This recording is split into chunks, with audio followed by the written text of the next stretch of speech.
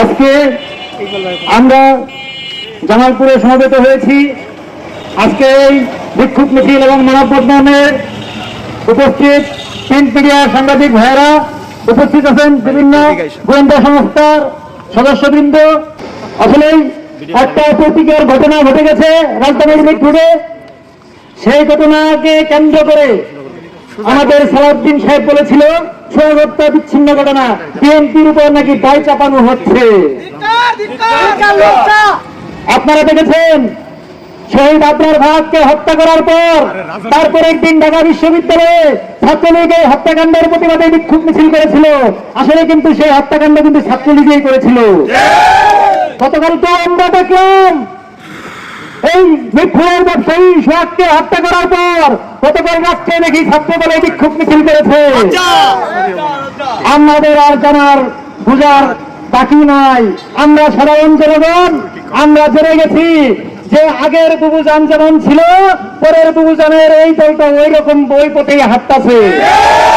জনগণ বুঝে গেছে আজকে 5 তারিখের পর এমন কোন দপ্তর নাই যে সেই দপ্তরে আপনারা অ্যাডহক কমিটি নিয়ে অমুক কমিটি তমুক কমিটি, স্কুল কমিটি, বাজারঘাট কমিটি, বালুরঘাট সকল জায়গাতেই আপনারা আধিপত্য বিস্তার করেছে।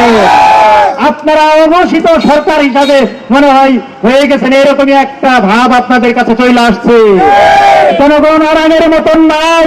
জনগণ আপনাদেরকে ভোট দিবে কিভাবে? আপনাদেরকে জনগণের কাতারে আসতে হবে।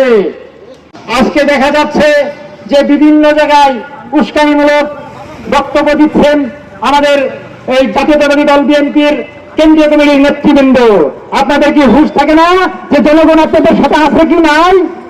আপনারা 5 তারিখের পরে সেই নির্বাচন করে পাগল হয়ে গেছেন।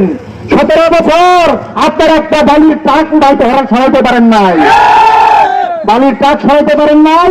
আসছেন 2 দিনের জন্য এই নির্বাচন করে পাগল হয়ে গেছেন আপনারা। আওয়ামী লীগ সরকার যদি থাকতো তাহলে কিন্তু 30 সালের আগে নির্বাচন হইতো না। আজকে ছাত্র জনতার অভ্যুত্থানের পরে আজকে আপনাদের নির্বাচন নিয়ে আপনাদের মাথা নষ্ট হয়ে গেছে, মাথা গরম হয়ে গেছে, আপনাদের ঘুম নাই। যারা যারা নির্বাচন করছেন, নির্বাচন 30 সাল না, নির্বাচন 50 সাল হোক, নির্বাচন 50 সালে হোক। আগে হবে রাষ্ট্র সংস্কার, তারপরে হবে নির্বাচন।